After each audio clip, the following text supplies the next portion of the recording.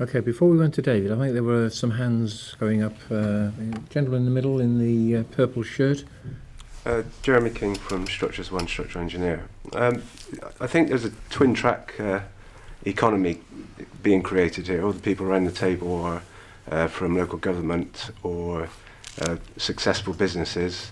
The commercial entrepreneurial developer is the one that suffered the most, and it's those people that are actually moving forward based on best price, and their situation is a bank driven situation.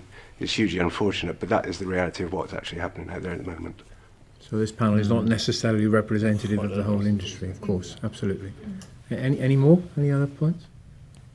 And can I ask the gentleman, I mean, do you think it is very extensive or quite extensive, or there's just some evidence? I mean, to what extent do you think it is actually in practice in the private sector going just simply increasingly for, I mean, there's always been an element of cheapest price, but how much more do you think that's happening?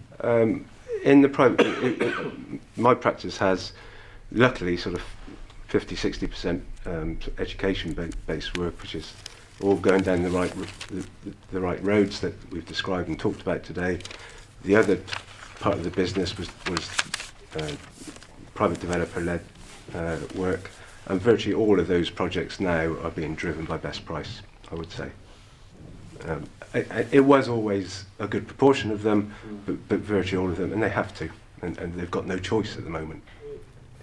Walmart is a big company, and we get asked, we're essentially, and I was explaining to the panel earlier, what this effectively means for Asda is that we're a glorified developer for Walmart in the UK, and we get challenged every month on our returns of investment, and make no bones about it, if it's sub-hurdle to what Walmart set, then we won't get that development through. So we've got to think very, very long and hard about how that development cost comes about, and where do we think the benefit is going to be.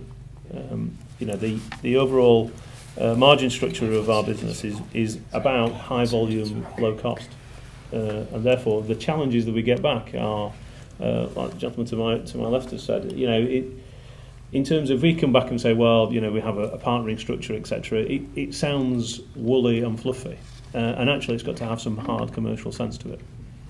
So equally as your developers are feeling it, don't mistake that we're feeling it as well. No sympathy, by the way. I'm not a sympathy vote.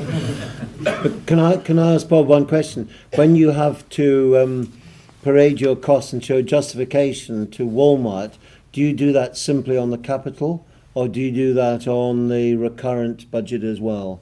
We do it on capital and revenue. And revenue. That's the point. In revenue. And revenue has a higher proportion of turn than capital does. That's the issue. So we get capped at capital level, and then we get challenged at revenue level. Excellent. And one of the things, not letting into any secrets, but one of the things that Walmart don't allow is cannibalisation of competition of other stores. So when you're developing a particular store, you have to just pay on its merits. You can't say, well, I'm losing £100,000 to Tesco's around the corner, so we add £100,000 into the cash. You've got to justify on its own merits. So it's a very, very difficult measure. Thank you. Okay, we're going to move on now to our next question, which is from Dominic Murphy of Creating Excellence. Dominic.